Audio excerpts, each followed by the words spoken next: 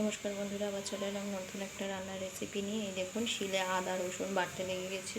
এখানে পেঁয়াজ কেটে রেখে দিয়েছি, এই যে টমেটো। তো চলুন রান্নার রেসিপিটা আপনাদেরকে দেখালাম যে কি আদা রসুন বেটে নিয়েছি। এই দেখুন, পেঁয়াজ বেটে নিয়েছি, আদা বেটে নিয়েছি, টমেটো পেস্ট করে নিয়েছি, জিরে বেটে নিয়েছি। আর এই দেখুন, কড়াই তেল দিয়ে দিয়েছি, এগুলোকে ভাজতে দেবো। এগুলো কি বলুন তো, এঁচো দিয়ে তরকারি করব। দেখুন, এই দেখুন, এঁচোড় আর আলুগুলো আমি ভাজতে বসিয়ে দিয়েছি। একটু ভেজে নিলে এর ভিতর থেকে সিদ্ধ গন্ধটা করবে না। নামিয়ে নিয়েছি। এবার আমি কড়াইয়ে তেল দিয়ে দিচ্ছি।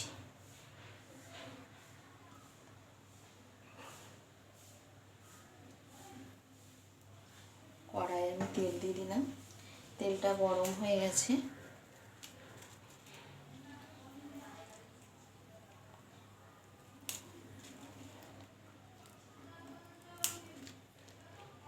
একটু কাঁচা লঙ্কা ফোড়ন দিয়ে দিলাম, শুকনো লঙ্কা দিয়ে দিয়েছি, তাতে একটু জিরে ফোড়ন দিয়েছি, আর দুটো তেজপাতা দিয়ে দিলাম।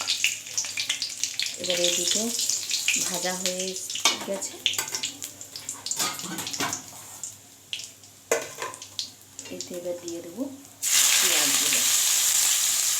পেঁয়াজগুলো দিয়ে দিয়েছি সব। এই দেখুন, ভাজা হচ্ছে পেঁয়াজগুলো।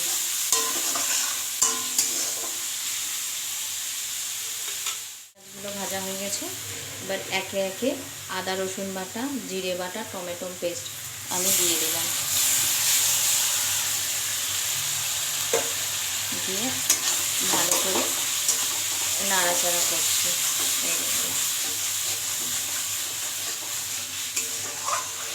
মশলাটাকে ভালো করে কষাবো, যত তার থেকে তেল ছাড়বে তত। তো তার জন্য একটু নুন অল্প করে দিয়ে দেবো, আবার পরে দেবো। এখন একটু নুন দিয়ে দেবো। তো মশলা কষানো হয়ে গেছে। এবারে আমি লঙ্কা গুঁড়ো দেবো,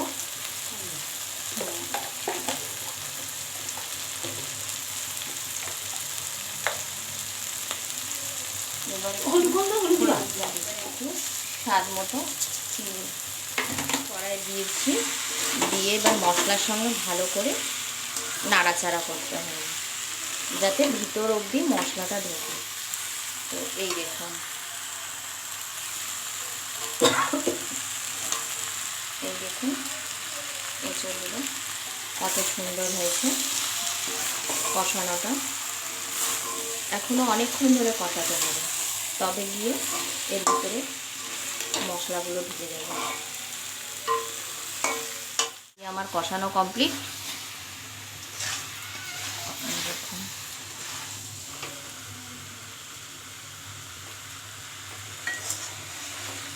ঘরে তৈরি করবেন, খুব সুন্দর খেতে হবে।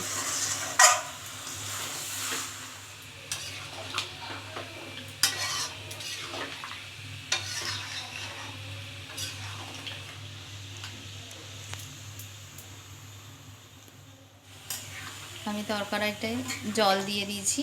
এই